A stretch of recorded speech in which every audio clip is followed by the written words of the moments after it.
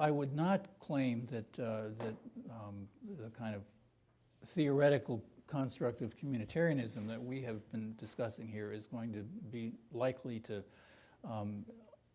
seriously engage in the immediate term the suffering of human beings in the Central African Republic or in Congo or in Sudan, Syria, Afghanistan.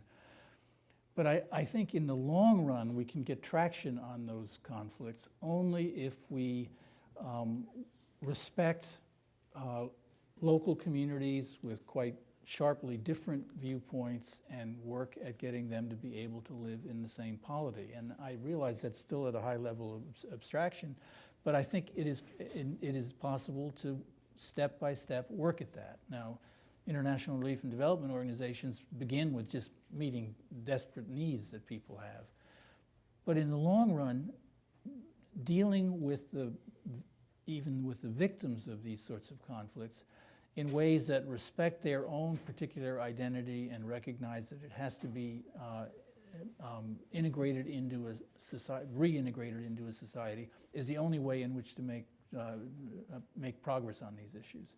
And again, I take it doesn't really matter how much is invested in dealing with this unless that sort of core respect is inculcated into whatever the solution is. And to me, one of the terrific tragedies right now is what's happening in Iraq, because no one, I did not favor the invasion of Iraq, but given all of what was invested in that conflict, to wind up undermining it all over again by simply not having learned the lesson that it is not possible to have a country as complex as that dominated totally by one of the groups within it. That seems to me a huge tragedy. We're in danger of having a repeat of it if we're not careful in Syria as well. But in Iraq, we can see it very clearly.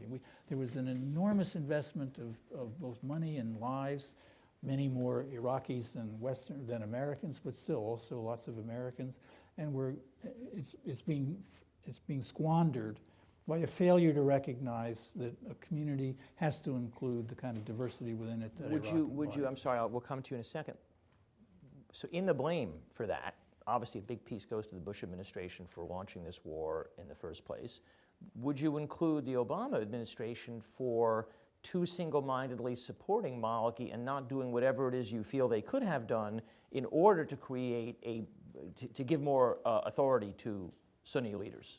Yeah, well, it seems to me that most of the damage was already done by the time the Obama administration came in, and Paul Bremer's de-Baathification sort of basically annihilated the kind of public infrastructure that there might have been there. But I do think that there was insufficient attention, even from the Obama administration, on the need to assure a multi-confessional polity in ways that could still have been done even at the beginning of the Obama administration. Joe Biden would say, that's what I did, just didn't work.